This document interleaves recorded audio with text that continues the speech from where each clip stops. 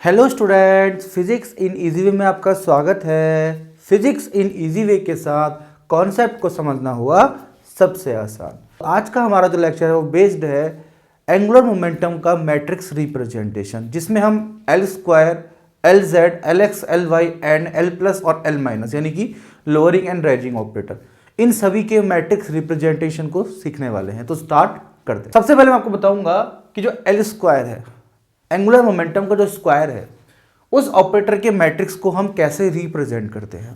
तो अगर मैं बताऊं, जो आपका एल स्क्वायर ऑपरेटर होता है, इसको जब हम किसी स्टेट में अप्लाई करते हैं, यानी कि एल डैश, एम डैश और एल एम, इस स्टेट में अगर हम अप्लाई करते हैं तो एल डैश, एम डैश और एल एम, ये स्टेट आपको एज इट इज मिल जाती है, यानी कि ये स्टेट इस स्टेट से मल्टीप्लाई हो जाती है। और जो आपका एल स्क्वायर है उसके करस्पॉन्डिंग आपको आइगन वैल्यू मिलती है L, L plus one, H cross square. ये आपको याद करना पड़ेगा, है ना। यानी कि एल डैश, एम डैश और एल एम आपस में अप्लाई हो जाते हैं एंड जो एल स्क्वायर है उसकी आइगन वैल्यू मिलती है L, L plus one, H cross square. और हम इसको जो ये आपका ये प्रोडक्ट है, इसे हम लिख सकते हैं Kronecker delta L dash L multiply by Kronecker delta M dash M. यानी कि अब क्रॉनिकल डेल्टा की प्रॉपर्टी की बात करें तो अगर ये दोनों सेम है, यानी कि ऐसे 2 2, तो इसकी वैल्यू 1 होती है। और अगर ये डिफरेंट है 1 -1, तो इनकी वैल्यू 0 होती है। तो क्रॉनिकल डेल्टा की प्रॉपर्टी होती है कि अगर ये दो क्वांटिटी इक्वल है तो 1, अदरवाइज 0। तो यानी इस ऑपरेटर को हम इस तरह से लिख सकते हैं और इसी के अकॉर्डिंग हम मैट्रिक्स को फाइंड करने वाले हैं। हम लेके चल रहे हैं फॉर एल इक्वल टू 1। हम मान के चल रहे हैं हमारा जो एजीमुथल क्वांटम नंबर है वो L1 है, तो उसके करस्पॉन्डिंग जो हमारा m की वैल्यू आएगी वो +1, 0, -1 आएगी। अगर यहाँ पर 2 लेते तो फिर -2, -1, 0, 1 और 2 तक जाती। तो हमारी m की वैल्यूज मिल गई। अब हमें क्या करना है, l और m और l डैश और m डैश की पॉसिबल वैल्यूज को लिख देना है। l डैश और m डैश की वैल्यू देखो, l तो हम 1 ले रहे तो l हमेशा 1 1 1 रहेगा, और l डैश से करस्पॉन्डिंग m क्या हो जाएगा 1 0 -1, 1 0 -1। सेम यहाँ पे भी ऐसे होगा, L की वैल्यू हमेशा 1 1 1 रहेगी और M की वैल्यू 1 0 -1 रहने वाली है। अब ध्यान समझना, हम यहाँ पर जो हमें कंपोनेंट लिखना है वो इससे और इससे डिसाइड होगा, बिकॉज इसको जब इसके साथ ऑपरेट करेंगे तब यहाँ पर हमें कंपोनेंट मिलने वाला है। तो यानी कि 1 1 को हम 1 1 में ऑपरेट कर रहे हैं, यानी कि L डैश, M डैश 1 1 है और L M भी 1 1 है। तो यानी यहाँ पे 1 1 1 1 रख देंगे हम अपने फॉर्मूले में, ठीक है। तो 1 1 L स्क्वायर 1 1 और इसे अप्लाई कर देंगे यहाँ पर। ये जो फॉर्मूला बन गया है इसे हम अप्लाई कर देंगे, यानी कि L L प्लस 1, L1 है हमारे पास, है ना, L1 है तो 1 1 प्लस 1 एच स्क्वायर। यहाँ पर आ जाएगा L dash L, M dash M। देखो यहाँ पे L डैश M डैश है, यहाँ पर L M है, तो L डैश L यानी कि 1 1 और M डैश M यानी कि 1 1। और मैंने कहा था अगर दोनों इक्वल हो जाएं तो इसकी वैल्यू 1 हो जाती है, इसकी वैल्यू भी 1 हो जाती है। तो यानी यहाँ पर जो एलिमेंट आने वाला कितना आएगा, 1 और 1 2, 2 × 1 1, 2 h क्रॉस स्क्वायर। तो यहाँ पर 2 h क्रॉस स्क्वायर एलिमेंट आपका आने वाला है। अब यहां पर क्या एलिमेंट आएगा, उसके लिए हम क्या लेंगे, उसके लिए हम इसको और इसको लेंगे। जब इसको इसके साथ ऑपरेट करेंगे तब यहां पर जो एलिमेंट आने वाला है वो हमको मिलने वाला है। यानी कि इस बार L डैश M डैश 1 1 हो जाएगा आपका, और आपका जो LM है वो 1 0 हो जाएगा, यानी कि 1 1 1 0। बीच में L स्क्वायर को हम ऑपरेट करने वाले हैं। आइगन वैल्यू तो L L plus 1 H cross square ही आएगी और L हमेशा 1 रहेगा, तो यानी कि 1 1 प्लस 1 एच क्रॉस स्क्वायर, ये तो आइगन वैल्यू आ गई। रही बात इस डेल्टा की, तो होता है L dash L, M dash M, यानी कि ये देखो ये L डैश है, ये L है, तो 1 1 यहां रहेगा, ये M डैश है, ये M है, तो 1 0 यहां पर आ जाएगा। अब देखो ये तो सेम है 1 1, तो इस क्रॉनिकल डेल्टा की वैल्यू 1 आएगी, बट इस क्रॉनिकल डेल्टा की वैल्यू 0 हो जाएगी, जिस कारण ये पूरी ही वैल्यू आपको 0 मिलेगी। तो यानी कि सेकंड टर्म यहां पर वो 0 आने वाला है। अब बात करते हैं थर्ड टर्म की। इसे कैसे देखो हम सॉल्व करेंगे, इसमें हम L डैश M डैश को 1 1 लेने वाले हैं और LM को 1 -1 लेने वाले हैं। समझे आप, 1 1 1 -1, है ना, क्योंकि हमें जब यहां पर एलिमेंट लिखना है, ये वाला एलिमेंट हमको लिखना है, तो हम इसको इसमें ऑपरेट करेंगे तब हमको ये एलिमेंट मिलने वाला है। तो यानी कि हमारा L डैश M डैश 1 1 रहेगा और हमारा LM जो है वो 1 -1 बन जाएगा। तो यहाँ पे लिखा हमने 1 1 1 -1, और जो आइगन वैल्यू 1 1 प्लस 1 ही मिलेगी, क्योंकि L हमेशा 1 1 1 1 1 1, यानी कोई भी आप सॉल्व करो L हमेशा 1 रहने वाला है, तो आइगन वैल्यू तो सेम मिलेगी। 2h×2। अब देखो यहां ध्यान समझना, यहां डेल्टा में क्या आएगा 1 1 और यहां डेल्टा में क्या आएगा 1 -1 बिकॉज L L डैश या L डैश L और M डैश M है ना। अब देखो ये सेम होने की वजह से इसकी वैल्यू तो आपको मिल जाएगी 1 बट इसकी वैल्यू 0 बिकॉज ये दोनों डिफरेंट है 1 और -1, तो अल्टीमेटली ये भी पूरा टर्म 0 बन जाएगा, तो यहां पे भी आपका 0 आने वाला है। अब हमें लिखना है ये वाला टर्म, ये वाला टर्म यहां पर क्या आएगा, उसके लिए हमें इसको ऑपरेट करना पड़ेगा इस पर, तब जाके यहां पर क्या एलिमेंट आएगा वो मिलने वाला है हमें। तो उस केस में हमारा L डैश M डैश 1 0 बन जाएगा और LM हमारा 1 1 बन जाएगा, है ना।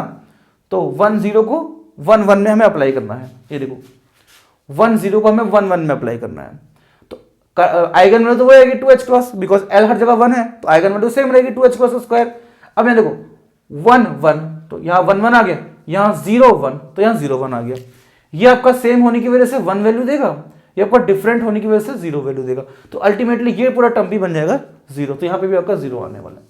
अब यहाँ क्या लिखना है, वो इसको आप इसमें ऑपरेट करोगे तब आपको मिलेगा, यानी कि किसको किसमें ऑपरेट करना है, आपको 1 0 को ऑपरेट करना है 1 0 में, 1 0 को 1 0 में।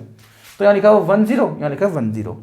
देखो आइगन वैल्यू सेम रहेगी, ये सेम रहेगी, इसमें कोई चेंज नहीं होगा, ये होगा 1 1 एंड 0 0, 1 1 एंड 0 0, ये भी सेम है 1, ये भी सेम है 1, तो 2h² आपको यहां पर आने वाला है 2h²।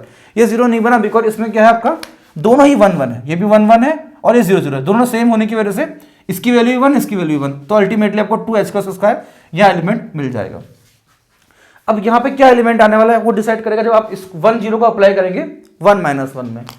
तो 1 0 को हम 1 -1 में अप्लाई कर रहे हैं, आइगन वैल्यू सेम रहेगी, इसमें कोई चेंज नहीं होगा, यहाँ 1 है यहाँ 1 है 1 1, यहाँ 0 है यहाँ -1 है, तो ये तो आपको सेम 1 देगा और ये आपको 0 देगा, जिस कारण इस पूरी इसकी वैल्यू 0 हो जाएगी। अब यहां पर क्या आएगा वो तब मिलेगा जब आप इसको ऑपरेट करेंगे इस पर, यानी कि 1 -1 को ऑपरेट करेंगे 1 1 पर। तो 1 -1 को 1 1 पे ऑपरेट किया गया, आइगन वैल्यू सेम रहेगी, यहां 1 के साथ 1 आएगा और यहां -1 के साथ 1 आएगा, ये डिफरेंट होने की वजह से 0 हो जाएगा, जिस कारण पूरे इसकी वैल्यू 0 निकल के आ जाएगी। अब यहां पर क्या एलिमेंट आ रहा, उसके लिए हम अप्लाई करेंगे इसको, इसमें ऑपरेट करेंगे, तो 1 -1 को हमें 1 0 में ऑपरेट करना है, 1 -1, ये 1 -1 है और ये 1 1 1 है ना। देखो 1 -1 को 1 1 में ऑपरेट कर दिया, 1 -1 को 1 0 में ऑपरेट करना है। यहां पे ये थोड़ा मिस्टेक हो गई, इसको 1 0 कर देंगे, तो 1 -1 को 1 0 में ऑपरेट करोगे तो 1 1, यहां 1 1 आने का, यहां पाएगा -1 एंड 0, ये 0 हो जाएगा, तो ये डिफरेंट होने की वजह से 0, तो पूरा एक पार्ट ये 0 हो जाएगा। फिर यहां पर क्या लिखना है उसको, उसके लिए हमें 1 -1 को 1 -1 में ऑपरेट करना पड़ेगा, 1 -1 को 1 -1 में ऑपरेट करना पड़ेगा। आइगन वैल्यू सेम आएगी आपकी 2h², यह आएगा 1 1 और यह आएगा -1 -1, ये सेम होने की वजह से 1 और ये दोनों भी सेम होने की वजह से 1, तो अल्टीमेटली 2h² यहां पर एलिमेंट आ जाएगा। और हमारे ये जो मैट्रिक्स है ये L² की मैट्रिक्स कंप्लीट हो चुकी है। आप इसका डायरेक्ट रिजल्ट याद रखेंगे तो CSIR नेट के क्वेश्चंस को आप बहुत इजीली सॉल्व कर पाएंगे। Z component of orbital momentum की जब हम मैट्रिक्स को ड्रॉ करते हैं तो उसके लिए हमें ये फॉर्मूला पता होना चाहिए कि जब हम state L dash M dash और LM को LZ में अप्लाई करते हैं तो हमें इसके करस्पॉन्डिंग LZ के करस्पॉन्डिंग जो आइगन वैल्यू मिलती है वो MH× मिलती है और डेल्टा सेम रहेगा, डेल्टा L डैश L और डेल्टा M डैश M, यानी कि इस बार हमें L+1 h² से वैल्यू ना निकालकर हमें जो आइगन वैल्यू है MH× से निकालनी पड़ेगी, बिकॉज हम Z कंपोनेंट ले रहे हैं, बाकी प्रोसेस सेम रहेगी। यानी कि पहले हम क्या करेंगे, सेम यही 1 1 को 1 1 में अप्लाई, फिर 1 1 को 1 0 में अप्लाई, फिर 1 1 को 1 -1 में अप्लाई, फिर 1 0 को 1 1 में अप्लाई, सेम यही चीज करने वाले हैं। बस देखो 1 1 को 1 1 में, 1 1 को 1 0 में, 1 1 को 1 -1 में, सेम वही ऑपरेट है, बट अंदर ही Z कंपोनेंट आ गया। और Z कंपोनेंट के आने से क्या होगा, Z कंपोनेंट के आने से क्या होगा, ये आइगन वैल्यू यूज ना होकर MH× आइगन वैल्यू यूज होगी। यानी कि अब हम L डिसाइड नहीं करेगा कि क्या आइगन वैल्यू आनी है, अब M डिसाइड करेगा कि क्या आइगन वैल्यू आएगी। ठीक है, जैसे कि यहां की अगर हम बात करें, ये देखो ये पहला वाला जो है 1 1 एंड 1 1, तो ये तो 1 हो गया, ये 1 हो गया, और यहाँ MH× ले लेंगे। देखो ये M की वैल्यू ये LM, ये M की वैल्यू है ना, LM करके देखो यहाँ पे M की वैल्यू होती है, तो M की वैल्यू 1 है तो 1h× आ गया, तो यानी जो पहला एलिमेंट है वो बन जाएगा H×। इसकी बात करो, देखो ये 1 1 है एंड 1 0 है, 1 1 1, तो ये 0 हो गया पूरा का पूरा, तो सेकंड एलिमेंट 0 आ जाएगा आपका। या देखो इस थर्ड की बात करें तो 1 1 और 1 माइनस 1, 1 1 और 1, ये तो जीरो हो जाएगा पूरा का पूरा, तो ये भी जीरो हो जाएगा यहाँ पर। और यहाँ की बात करें तो यहाँ हम देखो ये 1 1 है और ये 0 1 है, डिफरेंट होने की वजह से जीरो हो गया। और बाकी ये जो मैंने लिखे हुए ना ये जीरो माइनस, ये इस पर डिपेंड कर रहा है। देखो यहाँ 1 है तो 1 एच क्रॉस, 0 तो मतलब 0 एच क्रॉस, -1 तो माइनस एच क्रॉस, 1 तो एच क्रॉस, 0 तो 0 एच क्रॉस, -1 तो माइनस एच क्रॉस, 1 तो 1 एच क्रॉस, 0 तो 0 एच क्रॉस, है ना, और -1 तो माइनस एच क्रॉस। यानी कि यहाँ पर जो हम आइगन वैल्यू यूज कर रहे हैं एम एच क्रॉस यूज कर रहे हैं। यहाँ पर एम पे डिपेंड करेगी वैल्यू जो होगी ना, एम पे डिपेंड करने वाली। अब देखो ध्यान से, ये एलिमेंट भी हमारा 0 है।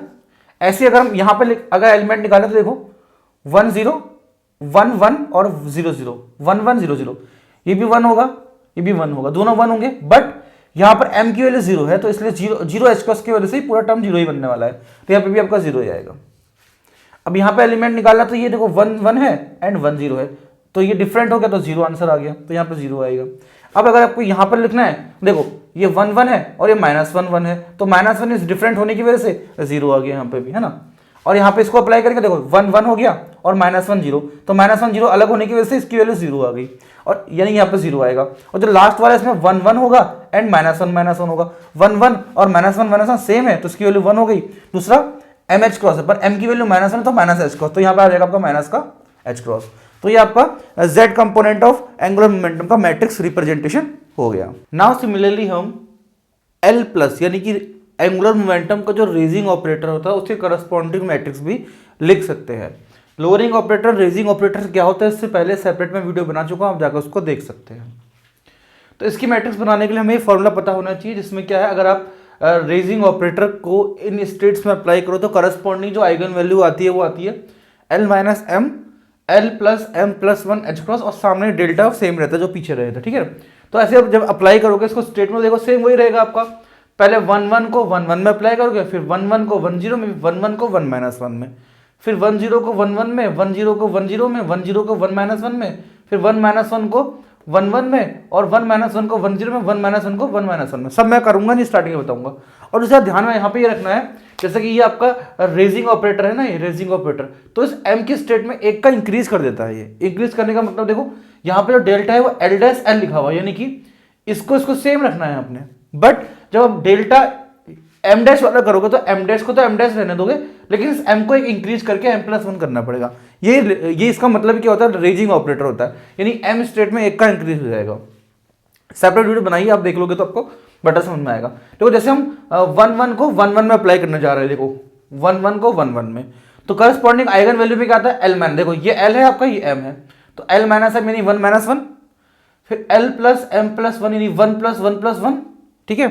अब यहाँ देखो डेल्टा ये 1 है, ये 1 है, तो 1 1 यहाँ 1 है, यहाँ 1 है, यहाँ पे करना क्या है, एक ऐड कर देना है, तो 1 ये 1 में एक ऐड कर 2, तो 1 2 बन जाएगा, 1 2, ठीक है ना।